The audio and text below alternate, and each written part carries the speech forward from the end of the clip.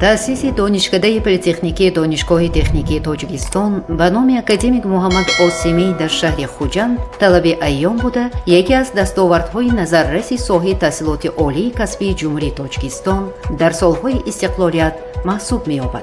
هدف‌های اساسی دانشکده از دستور و سپارش‌های اساسگذار صلح و وحدت ملی پیشوای ملت پرزیدنت مملکت محترم امامعلی رحمان جهت بلند برداشتن صفت تعلیم، تربیت اخلاقی، از خودکنی تکنولوژی اطلاعاتی از فن‌های طبیعت شناسی، ریاضی و دقیق زباندانی سرچشمه گرفته برای آماده نمودن متخصصان به طلبات زمان معاصر جوابگوی نگرانی داشته است. الحال دانشکده از روی همه زینه‌های تحصیلات عالی کسبی 29 اختصاص بکالوریات، 18 اختصاص ماجستراتورا، 9 اختصاص دکترانتورا از روی اختصاص و 19 کورس‌های کوتاه مدت آموزشی کسبی اجازتنامه داشته. همه ساله به حساب میانه 850-900 مهندسان، اقتصادچیان و تکنولوژهای صلاحیت‌ناکی کسبیشان بلند را تیار می‌کند. در 4 فاکولته دانشکده تعداد دانشجویان و ماجسترانتان و دکترانتان به 4600 نفر رسیده و آنها 180 نفر آموزگاران درس می‌دهند که 50% آنها درجه و عنوان علمی دارند. دانشکده همه ساحه‌های اقتصادیات ملی را با متخصصان مهندسی و تکنیکی تامین نموده جهت عملی گشتن هدف‌های استراتژی رشد از جمله مستقلیت انرژتیکی، برآمدن از بنبست کمونیکاسیونی، امنیت آذوقه‌واری و صنعت کنونی با سرعت مملکت حصه خود را می‌گذارد. فاکولته انفرماتیکا و انرژتیکا یکی از فاکولته‌های کلانترین دانشکده به حساب رفته با آماده کنی مهندسان در سمت انرژتیکا، تلکمونیکاسیون و تامینات برنامه کامپیوتری مشغول می‌باشد. در فاکولته ساختمان و نقلیات مهندسان ساحه ساختمان و صنعت مصالح‌های ساختمانی، خدمت‌رسانی اتومبیلی و تشکیل و حمل و نقل در نقلیات به کمال می‌رسند. فاکولته مهندسی تکنولوژی تکنولوژهای بلند اختصاص را در سمت‌های استحصال، کارکار، نگهداری محصولات خوراکی، агротехнология، مدلر کنسترکتور و تشکیلاتچی کارخانه‌های دوزندگی تیار می‌کند. تشکیلات و کارخانه‌های ولایتی سوخت، اقتصادچی منیجران و متخصصان ساحه مالی فاکولته مهندسی اقتصادی را به کار در نوبت اول قبول می‌کنند.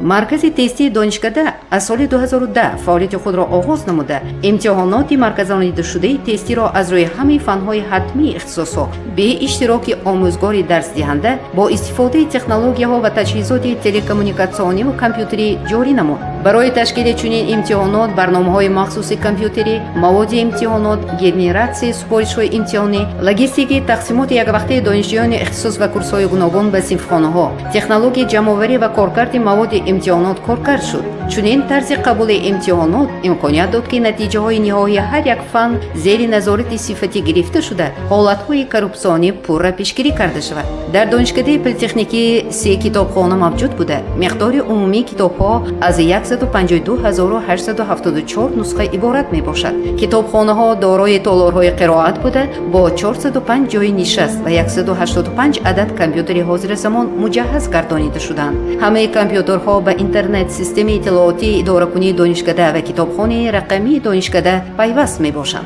کتابخانه رقمی دانشکده دارای زیاده از 52741 عدد مواد تعلیمی، متادی و علمی میباشد. از همه کامپیوترهای موجودات به کتابخانه رقمی پیوست شدن ممکن است. در دانشکده در سال 2019 شورای اکسپرتان تأسیس داده شده به عهده کارشناسان ساحه نظارت صفت مواد امتحانی، جاری نمودن اصول و تکنولوژی‌های اینواتسیونی در روند تعلیم و تشکیل کار مستقلانه دانشجویان، بهاگذاری به مضمون و منترجه رساله‌های خط و کارهای مستقلانه دانشجویان، معین نمودن ریتینگ آموزگاران گذاشته شده است. دانشکده یکی از اولین‌ها شده برای تحصیلات فاصلوی و عالی دوم اجازتنامه گرفته است و حالا در 5 کورس از روی 5 اختصاص 272 نفر دانشجویان تحصیل می‌کنند. در دانشکده پورتال مخصوص تحصیلات فاصلوی تحت رمز فاصلوی تیجی کارکرد شده. طریق آن همه مشغولیت‌ها آنلاین گذرانده می‌شوند. دایر به کارکرد پورتال مذکور دانشکده صاحب 6 عدد شهادتنامه ذهنی گشته است. در این دوره پایه مادی و تکنیکی دانشکده مستحکم شده. تعداد آزمایشگاه‌ها و تجهیزات به مراتب افزوده است. الحال در دانشکده بینای معمولی، 8 بینای تعلیمی، 3 کتابخانه تعلیمی و علمی، خوابگاه عبارت از 600 رخت خواب، 2 آشخانه بر هوا، 167 کابینت فنی از جمله 7 تالار لکسیونی، 36 آزمایشگاه، 2 سیخ استیصالی و 1 منطقه تعلیمی و تجربوی، 15 صنفخانه کامپیوتری، 4 کابینت لینگافونی، электронӣ, $2 ва майдони варзишӣ амал мекунанд.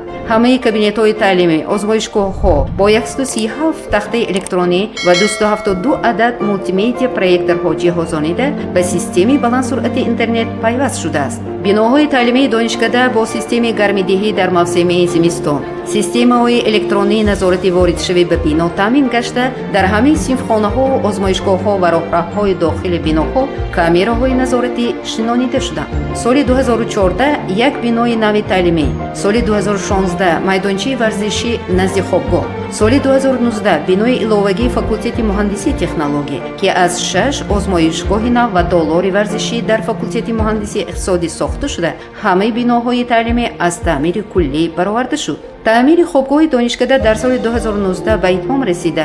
алҳол наздики 600 нафар донишҷӯён бо истифода аз интернети ройгон, ошхонаҳо ҳамомхона, оби гарм ва утоқҳои барҳавои истиқоматӣ таҳсилашонро идома медиҳанд. дар давоми 10 соли охир зиёда аз 40 конференсияи сатҳи гуногун бо иштироки олимони ватанӣ ва хориҷӣ, мутахассисони соҳа, роҳбарони корхона ва ташкилот гузаронида шудааст. аз ҷумла 10 конференсияи сатҳи байналхалқӣ, 18 конференсияи сатҳи ҷумҳуривӣ ва 14 конференсия ва семинарҳои илмии сатҳи донишкадавӣ. дар ин давра зиёда аз 80 патент ва шаҳодатномаҳои зеҳнӣ ба даст оварда шуда, аксари онҳо ба истеҳсолот ҷорӣ карда шудааст.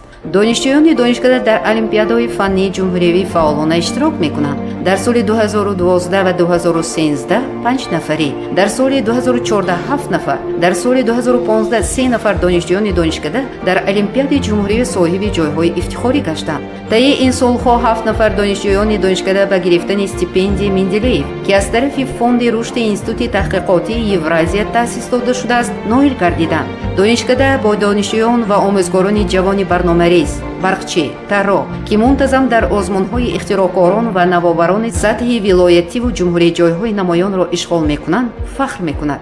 бо мақсади иҷрои дастуру супоишҳои президенти ҷумҳурии Тоҷикистон, пешвои миллат Эмомалӣ Раҳмон, донишкадаи политехникии Донишгоҳи техникии Тоҷикистон дар самти нӯйрӯ бахшидан ба фаъолияти тарбиявӣ бо роҳи ташкили чорабиниҳои муҳими сиёсиву фарҳангӣ, тарғиби ғояҳои милливу ташаккули ҳисси ватандӯстӣ, худшиносӣ ва худогоҳии миллӣ ҳамаҷониба сай меварзад. дар байни донишҷӯён озмунҳои гуногун гузаронида мешавад, ки тарғиби касбу ҳунар, омӯзиши илм, такмили ҷаҳонбинӣ ва ҳисси ватандӯстӣ мазмуни асосиро ташкил медиҳад. бахшида ба санаҳои муҳими таърихи чорабинии тантанавӣ доир мегарданд, ки дар он намоиши саҳнаҳои тарбиявӣ, рақсу сурудҳои ҷашнӣ, баромади дастаи хуштилон ва ҳозирҷавобони донишкада, ҳунарнамоии ҳофизони ҷавону умедбахш, шаҳомати тоза ва шукӯҳи идона бахшида, ҳаёти фарҳангиву фароғатии донишҷӯёнро бой мегардонад.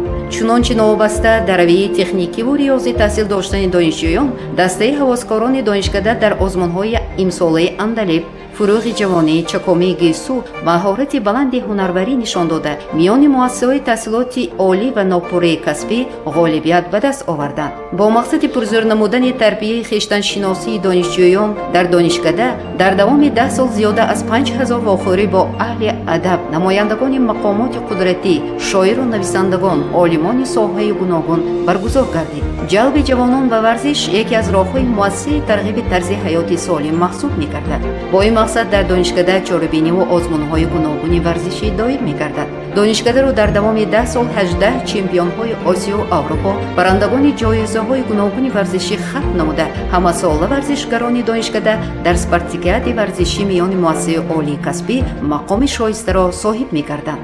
бисёр дастовардҳои донишкада натиҷаи ҳамкорӣ бо дигар донишгоҳу донишкадаҳои ҷумҳурӣ ва хориҷи кишвар мебошанд. донишкада бо зиёда аз 200 муассисаи таҳсилоти олии ҷаҳон шартномаҳои ҳамкорӣ дорад.